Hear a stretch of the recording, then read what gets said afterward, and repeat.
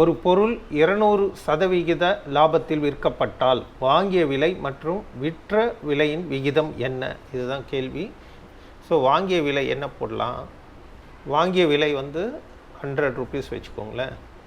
அப்போ விற்பனை விலை வந்து 200% வச்சுருக்கிறார். அதாவது 100 ரூபாய்க்கு அவர் 200 ரூபாய் லாபம் வச்சு அவர் விற்கிறார். அப்போனா விற்ற விலை வந்து 300 ரூபாய். அப்படி இருந்தால் தான் அவருக்கு 200% ப்ராஃபிட் வரும். ரைட்டுங்களா?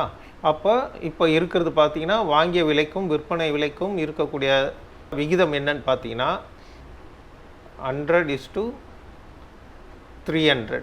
இப்போ இதில் வந்து இதுலேயும் 2 ஜீரோ இருக்குது. எப்போவுமே விகிதம் வந்து லோயஸ்ட் நம்பரில் தான் இருக்கணும். இப்போ இது வந்து லோயஸ்ட் நம்பர் கிடையாது. ஆக இதுக்கு மேலே அதை சுருக்க முடியாது அப்படின்ற நிலையில் இருக்கும்போது தான் விகிதமாக நாம் சொல்லுவோம். அப்போது இதில் இருக்கிற 2 ஜீரோ இதில் இருக்கிற 2 ஜீரோ போயிடுச்சுன்னா 1:3ன்னு எழுதலாம். அவ்வளோதான்.